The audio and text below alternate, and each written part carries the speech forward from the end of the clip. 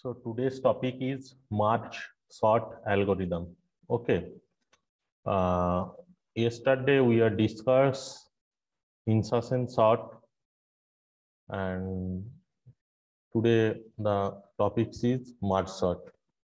Am I audible? Srishti Priya, Srishti Kumari.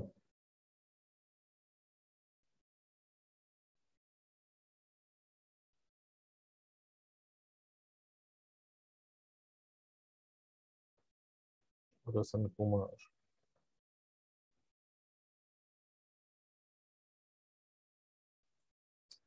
So in yesterday we discussed insertion sort. Insertion sort is the simplest, simple and easy sorting process of data structure in sorting technique. We will discuss the insertion sort algorithm. The working procedure of insertion sort is also simple, and insertion sort works similar to the sorting of playing cards in hands. It is assumed that the first card is already sorted in the card game, and then we select. Hello. Then we select. Then we select the select an unsorted card. If the selected unsorted card is greater than the first card, it will be placed at the right side, and otherwise it will be placed and left side. Okay. So in sorting, in insertion sort, we insert the element one by one and compare the first element, and we will sort the array in ascending order. And in insertion sort, the time complexity of insertion sort is, in best case scenario, we arrange the array in ascending order, and here the elements are in ascending order. That's why we find the time complexity of insertion sort in base case big of n, and the space complexity is also big of n. And in the worst case scenario, the array is in descending order, and in this case we find the time complexity of insertion sort is big of n square. Okay. And today we are discuss the merge sort algorithm.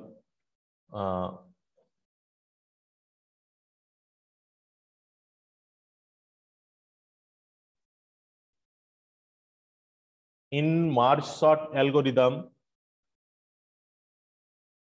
merge sort is the sorting technique that follows the divide and conquer approach. And this article will be very helpful and interesting to students, as they might face the merge sort as a question in their examination in coding or technical interviews. For software engineers, sorting algorithm are widely asked. Okay, so merge sort algorithm is the most important part of sorting technique. Okay, and now we will discuss the merge sort algorithm. Merge sort is the sorting technique that follows the divide and conquer approach. Okay, a divide and conquer approach means first we divide the element in part by part, and then we sorted the element, and next we merge the element, and we find the sequence manner of this array. Okay. And now merge sort is also likely to the similar function of quick sort algorithm. Okay, हम लोग जो quick sort में हम लोग जो करते थे merge sort, similarly the same algorithm we used in merge sort, quick sort. And it use the divide and conquer approach or sort the element to sort the element. It is one of the most popular and efficient sorting algorithm. It divides the given list into two equal halves. Okay, so divide and conquer की technique क्या है? Merge sort is similar to the quick sort algorithm. It use the divide and conquer approach to sort the element. It is one of the most popular and efficient sorting algorithm. It is divide the given list into two equal halves, calls itself for two halves, and then merge the two sorted halves, and we have to define the merge function to perform the merging. Okay. So now we discuss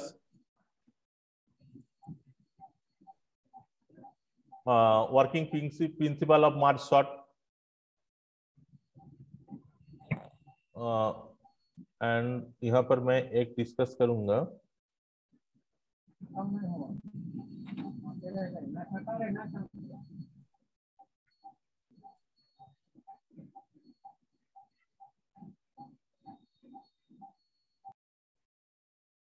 okay, देखो इन मार्च sort में क्या होता है, मैं एक example पहले मैं बोल रहा हूं. we'll discuss the example of merge sort, then we discuss the algorithm of merge sort, how algorithm कैसे वहां पर काम करता है, how it works on merge sort, and what is the procedure of the algorithm working. Okay, so first we discuss the example. There is the 8 number of element in this array. First we divided in the same part of same two parts. Okay, so if the number of array is n, so the divided n by 2 and n by 2, and we take the pointer of the first part of the left side, and then we take 6 is the pointer of second part of the right side. Okay, then in the same procedure we'll divide it in two parts, 3 and 2, and 9 and 0, and 6 5. Then we divided 3 and 2 in also 1 by 1. Okay, and then we conquered the elements, and next we find the march of element in a sequence manner, and then the sorting algorithm is completed. Okay, so the algorithm part of merge sort is the most important. Okay, so here we discuss the algorithm of merge sort. तो merge sort का फंडा क्या है? समझो एक 8 number element है एक array में जो 8 नंबर एलिमेंट है उसको हम लोग पहले डिवाइडेड करेंगे. डिवाइडेड होने के बाद फिर से हम लोग जितना देर तक वो डिवाइड करके एक सिंगल डिजिट में नहीं आएगा उतना देर तक डिवाइड करेंगे, फिर उसमें कंपेयर करेंगे, फिर हम लोग मर्ज सॉर्ट को एक सिंपल वे से सॉर्टिंग कर सकते हैं. ठीक है, ये एक प्रोसेस है. और एक प्रोसेस जो है यहाँ पर मैं डिस्कस कर रहा हूँ वो एल्गोरिथम कैसे यूज होता है. देखो यहाँ पर मैं मर्ज सॉर्ट एल्गोरिथम में ए पी क्यू और आर यहाँ पर मैंने ले लिया. यहाँ पर देखो एक एरे है. एरे क्या है? यहाँ पर एक सीक्वेंस पे है, लेकिन ये सॉर्टिंग सीक्वेंस में नहीं है. ये सॉर्टिंग नहीं है, ये एक अनसॉर्टेड एरे है. This is a unsorted array, this is not a sorted array. Okay, so first we discuss the algorithm. We take merge A P Q and R. A is the array. Okay, P is the first element 19, इसको हम लोग P बोलते हैं. Q देखो यहाँ पर एक चीज है. यहाँ पर देखो यहाँ पर जो है, यहाँ पर देखो पहले से ही 2 पार्ट है. 2 पार्ट में यहाँ पर क्या क्या दिख रहा है? इधर जो पार्ट है एक सॉर्टेड तरीके से है एरे, और यहाँ पर जो पार्ट है वो एक सॉर्टेड तरीके से वो भी एक है. ठीक है, तो यहाँ पर देखो मैंने दो पार्ट ले लिया, एक पार्ट 19, 22, 29, 31 ये left side, and the right side is 2, 5, 21 and 27. Okay, so A is total number of array, P is the pointer, the first part of the array, and Q is the middle part, and R is the last part of array. And here we denote P is number 1 element, Q is number 4 element, and R is, sorry, 8 होगा, ठीक है, R is number 8. Okay, and the 2 is Q plus 1, Q plus 2, Q plus 3. इस तरीके से हम लोग इसको लिख सकते हैं, ठीक है, क्योंकि ये Q है, Q के बाद जो एलिमेंट होगा वो Q plus 1, Q का वैल्यू 4 है, 4 plus 1 मतलब 5. So the position of 2 is 5, the position of 5 is 6, Q plus 2, and the position of 21 is Q plus 3, मतलब क्या हो गया 7. एंड 19 इज P, P का वैल्यू क्या है 1 position, and 22 is P plus 1. इस तरीके से हम लोग लिख सकते हैं. फिर देखो यहाँ पर मैंने L एंड R ले लिया. यहाँ पर मैंने N1 इसको जो मैंने डिवाइड किया वो N1 तक लिया, 19, 20, 29, 31, एंड को मैंने जो डिवाइड किया वो N2 तक लिया. तो N1 का वैल्यू मैंने यहाँ पर क्या लिखा, Q minus P plus 1. Q का वैल्यू क्या है 4, माइनस P का वैल्यू क्या है 1. ओके, एंड Q का वैल्यू है 4, माइनस 1 प्लस 1, मतलब यहाँ पर एक क्या हो गया 4, n का वैल्यू 4, सो n का वैल्यू क्या है 4 हो गया. एंड n2 का वैल्यू क्या है, देखो r माइनस Q, r का नंबर क्या है 8 एंड Q का नंबर क्या है 4. इसका मतलब n2 जो है उसका उसमें एलिमेंट क्या है 4 है, एंड n1 में जो है उसका भी एलिमेंट क्या है 4 है. ठीक है, देख लो कोई प्रॉब्लम है? सर एक बार फिर से रिपीट कर दीजिए. ओके, देखो मैं यहाँ पर एक एरे पहले ले लिया, इसमें 8 नंबर ऑफ एलिमेंट्स है. इसमें जो एरे है, एरे पहले से ही एक सॉर्टिंग टेक्निक में है. ये पहला पार्ट है और ये दूसरा पार्ट है. पहला पार्ट में क्या है, एक सॉर्टिंग टाइप का एरे है 19, 22, 29, 31, एंड इस पार्ट में जो है 2, 5, 21, 27 दो पार्ट है. ये दो पार्ट को मैं N1 बोल रहा हूँ, इसको N2 बोल रहा हूँ. और इसमें मैंने क्या लिया, मार्च ए मतलब पूरा जो एरे है, the whole number of array is A. P is the first element, Q is the middle element, and R is the last element. P first element इसलिए P1, Q मिडिल एलिमेंट है इसलिए मैंने 4 ले लिया, Q इसको 4, and R ये 8 होगा, ये 6 नहीं है, मैं गलत लिख दिया, ये 8 होगा. ठीक है, तो यहाँ पर मैं N1 का मेरा नंबर क्या है 4, क्योंकि इसमें 4 एलिमेंट है, तो 4 को मैंने इस तरीके से लिख सकता हूं. यहाँ पर तो P यूज करना है, Q माइनस P मतलब क्या हो गया 4 माइनस 1 प्लस 1 मतलब 4, and N2 R minus Q, R का वैल्यू 8 है एंड Q का वैल्यू 4 है, ये भी 4 हो गया. तो मेरा N1 क्या है 4 है और N2 भी 4 है, क्योंकि मैं 8 नंबर जो एलिमेंट था उसको मैंने 4/4 डिवाइड कर दिया, n/2. ओके, यहाँ पर मैंने इन्फिनिटिव लिया, इन्फिनिटिव मैंने क्यों लिया वो मैं बाद में बोलूंगा. ठीक है, दोनों लास्ट पे मैं इन्फिनिटिव ले लिया. तो जो क्विक सॉर्ट एल्गोरिदम जो जब मैं कर रहा था उसमें भी मैं इन्फिनिटिव लेता था, क्योंकि जब मैं सर्चिंग टेक्निक में जाऊंगा तो लास्ट में जो आएगा वो एक के साथ तो कंपेयर करना पड़ेगा. तो इन्फिनिटिव हम लोग क्यों लेते हैं, क्योंकि इन्फिनिटिव एक ऐसा नंबर है जिसके साथ मैं कोई भी कंपेयर करूंगा तो इन्फिनिटिव बड़ा होगा, तो वहां पर मेरा जो सर्चिंग और सॉर्टिंग टेक्निक होगा वो वहां पर स्टॉप हो जाएगा. ठीक है, तो यहां तक समझ में आ गया. मैं N2 ये ले लिया और N1 Q minus P plus 1 and N2 R minus Q यहां पर मैंने ले लिया. फिर देखो, फिर यहां पर मैंने एक लूप मैं यहां पर एग्जीक्यूट करूंगा. ठीक है, लूप का फंक्शन क्या है, देखो यहां पर L साइड है एंड यहां पर राइट साइड है और लेफ्ट साइड है. ठीक है, तो राइट साइड में क्या है, ये कितना देर तक जाएगा, 1 माइनस n1 प्लस 1। ओके, 1 से n1 तक जाएगा, 1 माइनस मतलब 1 से n तक जाएगा, ठीक है। तो 1 से n तक जाएगा, प्लस 1 मैं इसलिए यहाँ पर ले लिया क्योंकि ये इंफिनिटिव में यहाँ पर ले लिया, इसलिए उसको प्लस 1 मैं यहाँ पर ऐड कर दिया, ठीक है।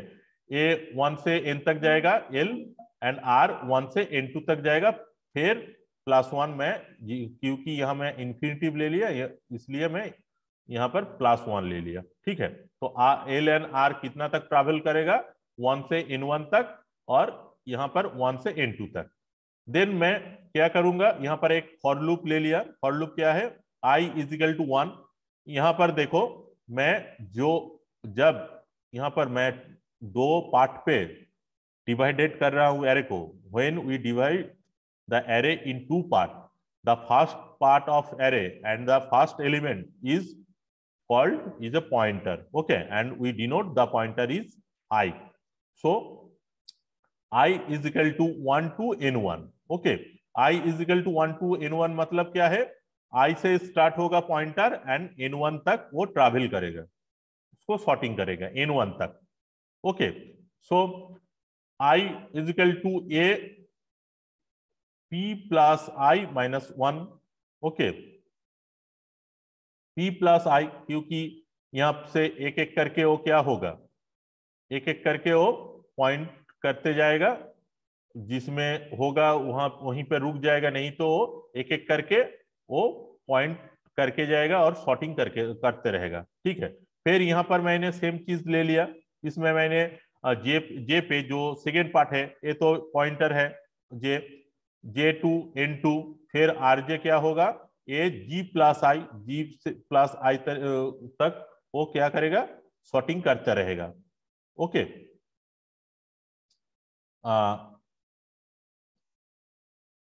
सॉरी, ये जी नहीं होगा, ये क्यू होगा, ये मैंने गलत लिख दिया, क्यू प्लस जे तक वो सॉर्टिंग करते रहेगा, ठीक है।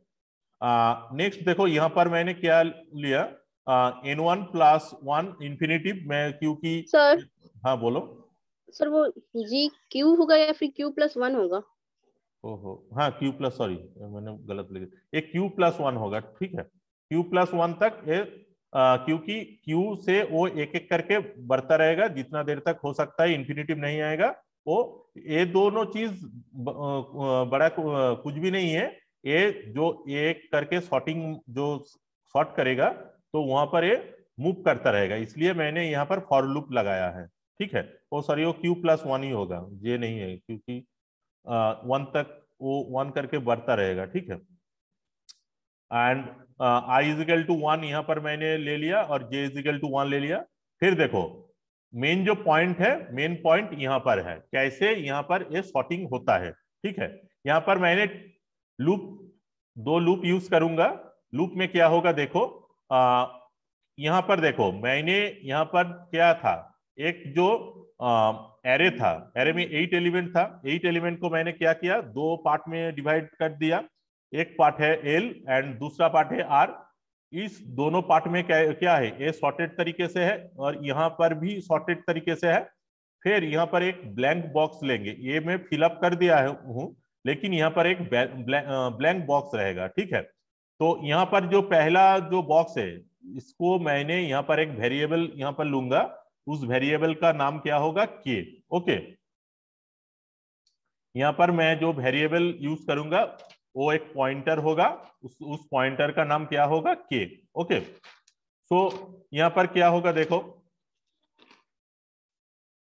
यहाँ पर क्या होगा, लूप कैसे काम करेगा देखो, if li less than is equal to, sorry यहाँ पर और एक चीज है, के कितना देर तक मूव करेगा, के कितना देर तक मूव करेगा, p to r, okay, p to r तक, p टू r, p ये p है और ये r है, p से r तक ये क्या करेगा, मूव करेगा, ठीक है। ये जो k है, k मैंने क्या किया, ये टोटल जो है ये 8 नंबर ऑफ एलिमेंट यहाँ पर बैठेगा, the number of element is insert होगा यहाँ पर, and k is the pointer, starting pointer, and k कितना देर तक मूव करेगा, p टू r तक, okay. So in first iteration हम लोगों का क्या मिलेगा देखो, if L I less than is equal to R J. L I मतलब क्या है देखो, ए आई है 19 और आर जे क्या है 2। तो यहां पर क्या बोल रहे हैं, L I less than is equal to R J. R J तो यहां पर छोटा है, आरजे छोटा है देखो, और एल आई यहां पर क्या बोला था, if L I less than is equal to R J, लेकिन यहां पर तो एल आई तो यहां पर बड़ा है, ठीक है, एल आई तो ए है 19 है और आर जे 2 है, क्योंकि जे पॉइंटर यहां पर है और आई पॉइंटर यहां पर है। तो अगर एल आई पॉइंटर डिनोट करेगा तो it's denotes the number of 8 19, and in RJ pointer the pointer position is 2, then it denotes the number of 2. So li pointer is greater than rj pointer, that's why ये function नहीं काम करेगा। तो फिर क्या होगा, A K is equal to L I. If अगर a function काम करता तो क्या होता, A K is equal to L I, तब एल आई यहाँ पर बढ़ पोजिशन पे आ जाता और क्या होता, I is equal to I plus 1, मतलब आई जो पॉइंटर यहाँ पर है वो एक घर मूव कर जाता। ठीक है, ये क्लियर है। मैं फिर से एक बार बोल रहा हूं, देखो यहाँ पर जो एक एरे था इसको मैंने P जो मिडिल में है Q, उसके बाद Q प्लस 1 और जो लास्ट में है वो R से मैंने डिनोट कर दिया। फिर यहाँ पर L जो इसको मैंने N1 तक लिखा, इसको मैं N2 तक लिख दिया, ये लेफ्ट पार्ट है और this is the right part, and the pointer of left part N1 is starting pointer is I, we denote, and the right side part the starting pointer is j.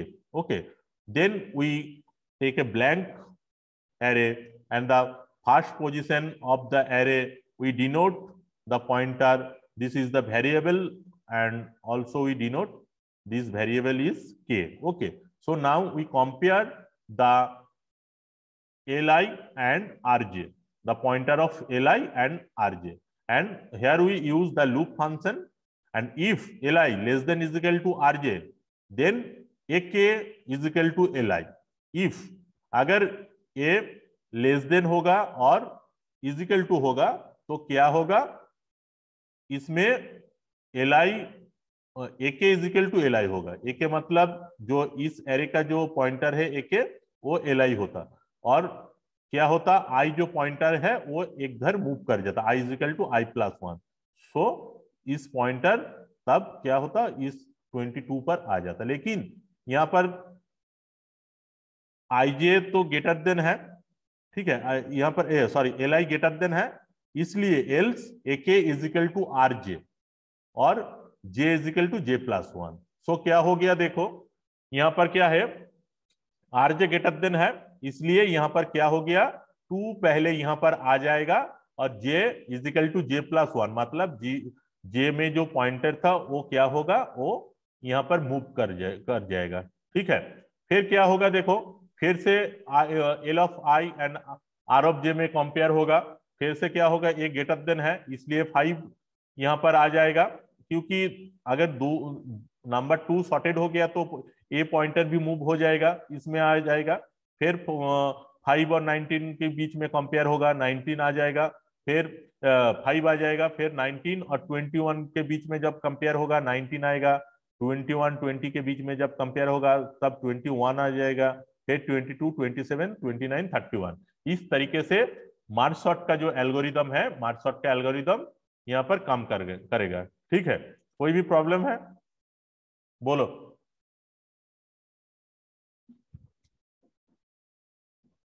मार्कशॉट में algorithm का जो function है कैसे काम करता है, कोई भी प्रॉब्लम है देख लो फिर से। इसमें ये जो लूप है ये लूप मेन पॉइंट है, यहाँ पर मैंने n1 n2 के एक 2 पार्ट ले लिया। n1 को मैंने बोला 1 से n1 तक ये रन होगा एंड ये 1 से n2 तक रन करेगा। फिर मैंने यहाँ पर li A P plus I minus 1 तक मैंने ले लिया, फिर यहाँ पर q प्लस 1 तक मैंने यहाँ पर लिया। ठीक है, और इंफिनिटिव को मैंने यहाँ पर डिनोट कर दिया। फिर यहाँ पर मैंने फॉर लूप लगाया। फॉर लूप में क्या किया, पहले देखो यहाँ पर जो था एक टोटल एरे था, इसको मैंने डिनोट किया था ए एरे।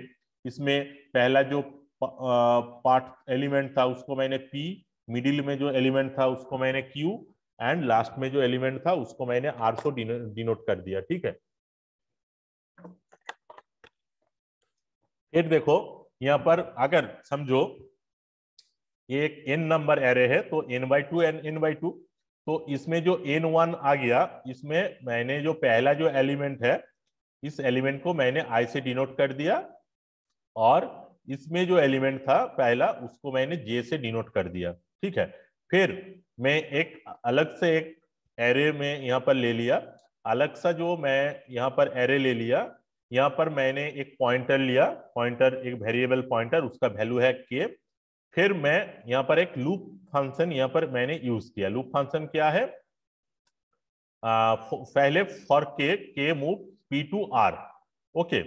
फिर if li less than is equal to rj, so ak is equal to li और i is equal to i+1, क्योंकि i का तो यहाँ पर एक घर में एक बढ़ गया तो i क्या करेगा, वो एक घर मूव कर जाएगा। एल्स क्या होगा, ak is equal to rj and j+1। तो अगर j में एक घर, j में जो नंबर है वो अगर नया वाला जो एरे है उसमें अगर बैठ जाएगा तो j में क्या होगा, एक घर वो भी एक घर मूव कर जाएगा। ठीक है, फिर यहां पर देखो लास्ट पॉइंट पे क्या होगा, जब 31 एंड 29 में से कंपेयर हो गया होगा तब क्या होगा, इसमें से देखो एक लास्ट में जो है वो इन्फिनिटिव रहेगा। इन्फिनिटिव से अगर 31 कंपेयर होगा तो क्या हो जाएगा, 31 यहां पर बैठ जाएगा और इन्फिनिटिव वो जैसा है वैसा रह जाएगा। ठीक है, फिर मैं डिस्कस करूंगा the time complexity of Marge sort. Okay,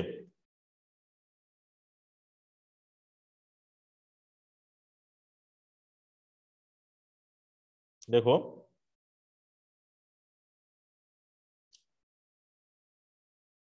देखो अगर एग्जाम में मार्क्स शॉट बोला, अगर समझो ऐसा एक दे दिया और बोला मार्क्स शॉट कैसे हम लोग कैसे उसको divided and conquer method use करके हम लोग कैसे उसको सॉर्टिंग करते हैं, तो तुमको एक लिख लिख के इस तरीके से समझाना पड़ेगा। क्योंकि मैं देखो यहाँ पर मैंने बोल रहा हूँ एक प्रोसीड्योर, मैं बोल दूंगा, उस प्रोसीड्योर को फॉलो करना अगर एग्जाम में आएगा। समझो ये है, देखो इसमें कैसे रूल फॉलो होता है मैं वो बोल रहा हूँ। ठीक है, ये एक एरे है, एरे में क्या है, 12, 31, 25, 8, 32, 17, 40 and 42. And to understand the working of the merge sort algorithm, let's take the unsorted array, and the unsorted array is this, and it will be easier to understand the merge sort via an example. Okay, according to the merge sort, first divided the given array into two equal halves. तुम लोग ये notebook मैं बोल रहा हूँ, notebook पे तुम लोग लिख सकते हो। ठीक है, मैं बोलता रहूंगा, तुम लोग नोटबुक पे जो इसका जो प्रोसीड्योर है, इसका प्रोसीड्योर, ये जो प्रोसीड्योर है ये कैसे कैसे डिवाइड होगा और कैसे मर्ज होगा वो तुम लोग लिख सकते हो। तो so according to the merge sort, first divided the given array into two equal halves, okay, and merge sort keep dividing the list into two equal parts until it cannot be further divided. So as there are 8 elements in the given array, so it is divided into two arrays of size 4. Okay, इनको मैंने क्या कैसे divide करूंगा, two arrays the size 4। So divided part क्या होगा, 12, 31, 25, 8, ये एक part है, और अनदर पार्ट इज 32, 17, 40 एंड 42 हो गया।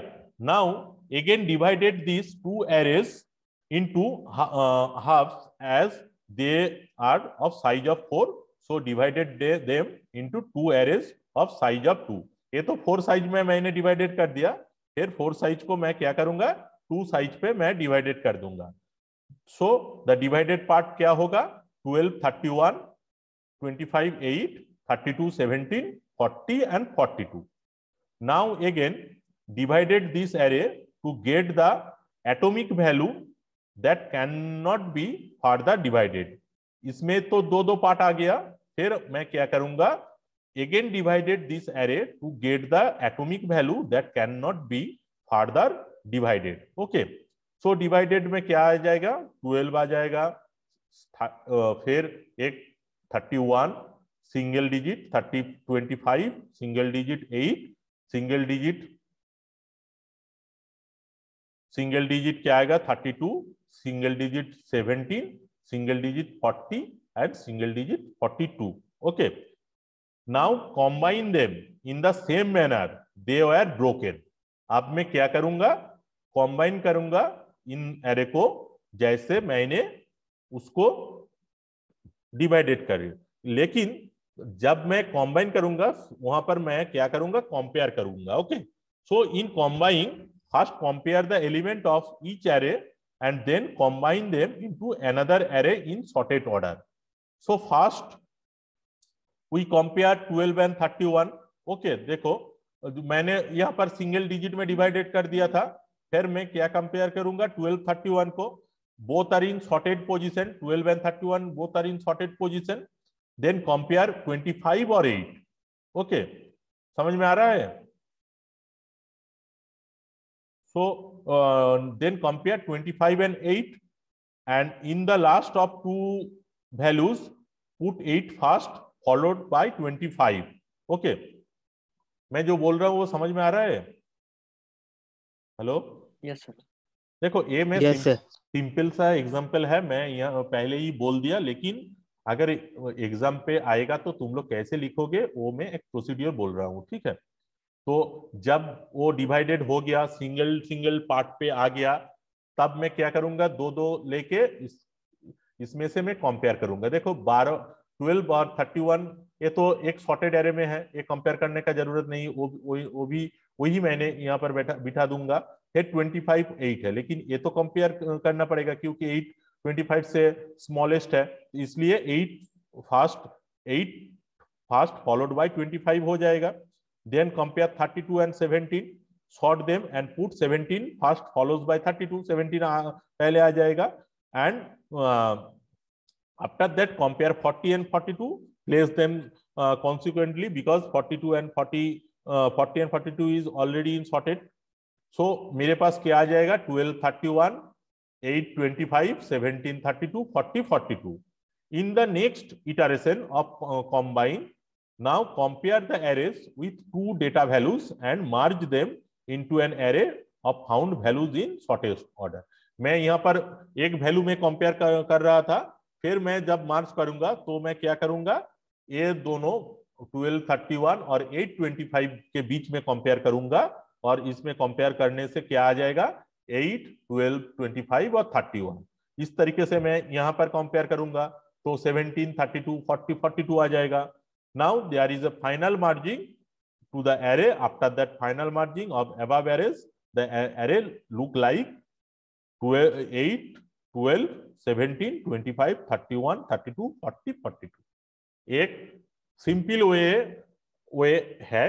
जब कोई भी एग्जांपल समझो, एक एग्जांपल दे दिया और बोला मार्कशॉट कैसे काम करेगा, वहां पर एल्गोरिदम यूज नहीं करना पड़ेगा और वो प्रोसेस नहीं यूज करना पड़ेगा, वो सिंपल वे में तुम पार्ट बाय पार्ट यहां पर लिख देना. ठीक है, फिर time complexity. Time complexity merge sort में क्या आएगा, यहां पर देखो, बेस्ट केस में big of n log n आएगा, एवरेज केस में big of n log n आएगा, और इन वर्स्ट केस वहां पर भी big of n log n आएगा. मार्च शॉर्ट में हर एक फेज पे टाइम कॉम्प्लेक्सिटी क्या आएगा, सेम आएगा. ठीक है, क्यू सेम आएगा, वो मैं बोल रहा हूं. देखो क्यू की, देखो यहां पर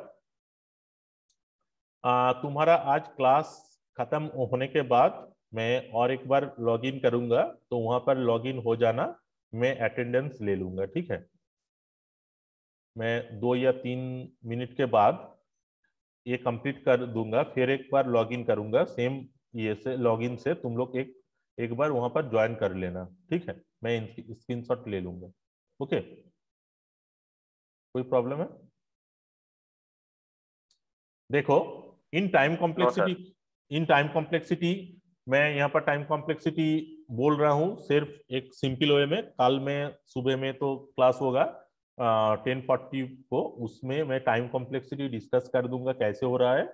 और कल मैं प्रोग्राम कराऊंगा जो इंसर्शन शॉट है, इंसर्शन शॉट का एक प्रोग्राम मैं बोलूंगा, वो तुम लोग कर खुद करोगे। क्योंकि देखो, मैंने तो एल्गोरिदम जो है, एल्गोरिदम तो मैंने बोल दिया, बबल शॉट में प्रोग्राम कैसे है वो मैंने बोल दिया। तो इंसर्शन शॉट और क्विक शॉट या मार्च शॉट से मैं दो प्रोग्राम कल बोलूंगा, वो तुम लोग करोगे। अगर प्रॉब्लम होगा तो मैं वो बोल दूंगा कहाँ पर प्रॉब्लम है, ठीक है।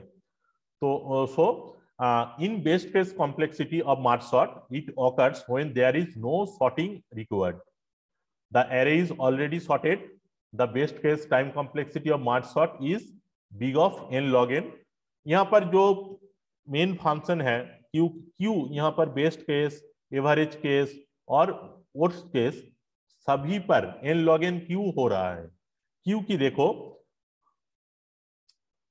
जब हम लोग मार्च सॉर्ट करते हैं, एल्गोरिथम यूज करते हैं और मार्च सॉर्ट टेक्निक यूज करते हैं, यहाँ पर देखो हम लोग का एरे साइज जितना बड़ा होगा उतना बड़ा और उतना देर तक हम लोग वहां पर क्या करते हैं, सॉर्टिंग प्रोसेस को वहां पर अप्लाई करते हैं। देखो यहाँ पर अगर हमारे पास 8 एलिमेंट है और 8 एलिमेंट सॉर्टेड ऑर्डर पे ही है, फिर भी हम लोग क्या कर रहे हैं, 8 एलिमेंट को 4/4 डिवाइडेड कर रहे हैं, फिर 4/4 से हम लोग 2/2 डिवाइडेड कर रहे हैं, फिर 2/2 से हम लोग क्या कर रहे हैं, 1/1 डिवाइडेड कर रहे हैं, फिर उसको हम लोग क्या कर रहे हैं, मार्च कर रहे हैं।